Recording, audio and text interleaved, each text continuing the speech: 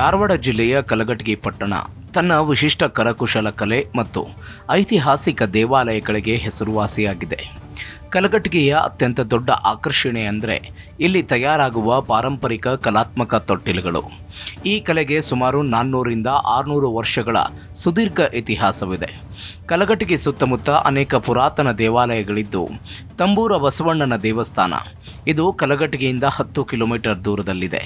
ಇಲ್ಲಿ ಪ್ರತಿ ವರ್ಷ ಅಥವಾ ನಿಯಮಿತವಾಗಿ ನಡೆಯುವ ಗ್ರಾಮದೇವಿ ಜಾತ್ರೆಯು ಉತ್ತರ ಕರ್ನಾಟಕದ ಪ್ರಸಿದ್ಧ ಹಬ್ಬಗಳಲ್ಲಿ ಒಂದು. ಈ ಸಮಯದಲ್ಲಿ ಪಟ್ಟಣವಿಡೀ ದೀಪಾಲಂಕಾರದಿಂದ ಕಂಗೊಳಿಸುತ್ತೆ.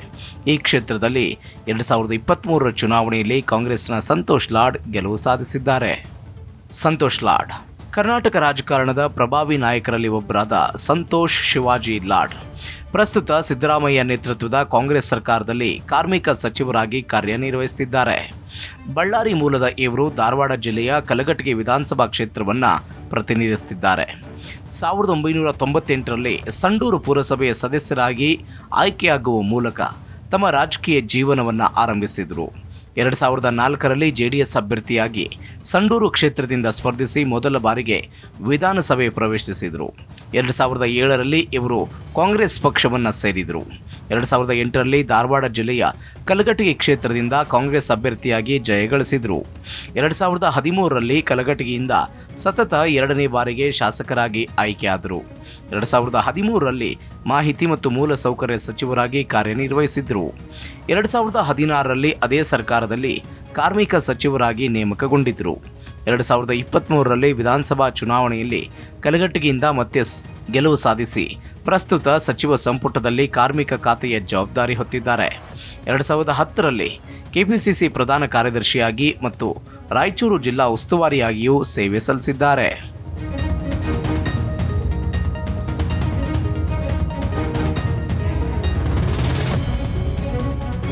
ಕಲಘಟಗಿ ಕ್ಷೇತ್ರದ ಸೋಲು ಗೆಲುವಿನ ಇತಿಹಾಸ.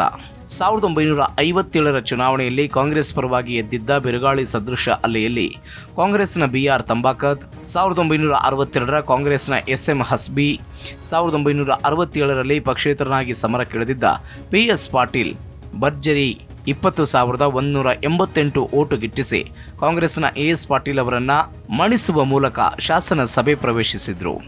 1972ರ ಚುನಾವಣೆಯಲ್ಲಿ ಹೊಸಮುಖ PG ಚೆನ್ನಪ್ಪಗೌಡ ಅವರು ಕಾಂಗ್ರೆಸ್ನಿಂದ ಸ್ಪರ್ಧಿಸಿದರು. ಸಂಸ್ಥಾ ಕಾಂಗ್ರೆಸ್ನಿಂದ ಸ್ಪರ್ಧಿಸಿದ್ದ PF ಪಾಟೀಲ್ 16,259 ಮತಗಳನ್ನು ಪಡೆದು ಪ್ರಬಲ ಸ್ಪರ್ಧೆ ಒಡ್ಡಿದ್ರು.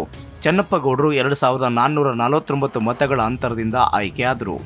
1978ರ ಚುನಾವಣೆಯಲ್ಲಿ PF ಪಾಟೀಲ್ ಜನತಾ ಪಕ್ಷದಿಂದ ಸ್ಪರ್ಧಿಸಿ ಗೆಲುವು ಸಾಧಿಸಿದರು. 1983ರ ಚುನಾವಣೆಯಲ್ಲಿ ಫಾದರ್ ಜಕಫ್, 1985ರಲ್ಲಿ ಜನತಾ ಪಕ್ಷದಿಂದ ಲಿಂಗಾಯತ ಸಮುದಾಯದ PC ಸಿದ್ದನಗೌಡರ್ ಸ್ಪರ್ಧಿಸಿ ಗೆಲುವು ಸಾಧಿಸಿದರು. 1989ರಲ್ಲಿ ಇದೇ ಸಿದ್ದನಗೌಡರ್ 717 ಮತಗಳಿಂದ ಗೆದ್ದರು. 1994ರ ಚುನಾವಣೆಯು ಬಾಬರಿ ಮಸೀದಿ ಪತನ ಮತ್ತು ಹುಬ್ಬಳ್ಳಿ ಈದ್ಗಾ ಮೈದಾನ ವಿವಾದದ ನಡುವೆ ನಡೆದ ಕಾರಣ ಕಲಘಟಗಿಯಲ್ಲಿ ಬಿಜೆಪಿ ಪ್ರಬಲವಾಗಿತ್ತು. ರೈತ ಸಂಘದ ಪ್ರಭಾವ ಕಡಿಮೆಯಾಗಿತ್ತು. ಶಾಸಕ ಸಿದ್ದನಗೌಡರ್ ಪ್ರಮುಖ ಲಿಂಗಾಯತ ನಾಯಕರಾಗಿದ್ದರು. ಬಂಗಾರಪ್ಪನವರ KCP ಉಗಮದ ನಡುವೆ ಕಾಂಗ್ರೆಸ್ ಬಡವಾಗಿತ್ತು. 25,392 ಮತಗಳನ್ನು ಸಂಗ್ರಹಿಸಿದ ಜನತಾದಳದ ಸಿದ್ದನಗೌಡರ್ 3ನೇ ಬಾರಿಗೆ ಶಾಸಕರಾದರು. 1999ರಲ್ಲಿ ಬಿಜೆಪಿಯಿಂದ IS ಚಿಕ್ಕನಗೌಡ ಸ್ಪರ್ಧಿಸಿ 32,977 ಮತ ಸೆಳೆದ ಚಿಕ್ಕನಗೌಡರು ಶಾಸಕರಾದರು. 2004ರಲ್ಲಿ ಮತ್ತೆ ಬಿಜೆಪಿಯಿಂದ ಚಿಕ್ಕನಗೌಡರ್ ಮತ್ತು ಕಾಂಗ್ರೆಸ್ನಿಂದ ಸಿದ್ದನಗೌಡರ್ ಸ್ಪರ್ಧಿಸಿದರು. ಚಿಕ್ಕನಗೌಡರ್ 28,065 ಮತ ಗಳಿಸಿ ಗೆಲುವಿನ ದಡ ಸೇರಿದರು.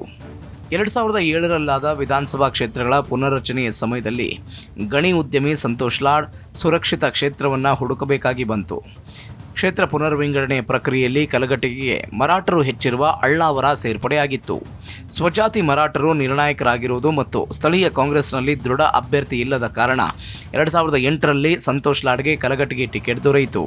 CM ನಿಂಬಣ್ಣವರ್ ಬಿಜೆಪಿ ಅಭ್ಯರ್ಥಿಯಾದರು. ಈ ಹಣಾಹಣಿಯಲ್ಲಿ ಲಾಡ್ 49,733 ಮತಗಳನ್ನು ಗಳಿಸಿ ಬಿಜೆಪಿಯ ನಿಂಬಣ್ಣವರನ್ನ 11,142 ಮತಗಳಿಂದ ಸೋಲಿಸಿದರು.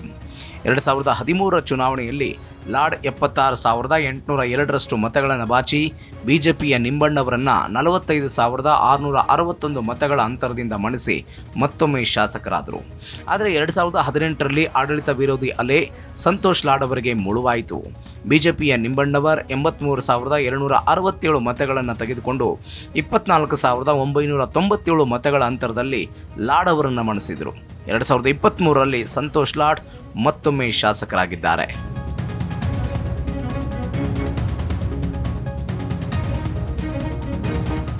ಕ್ಷೇತ್ರದ ಮತದಾರರು.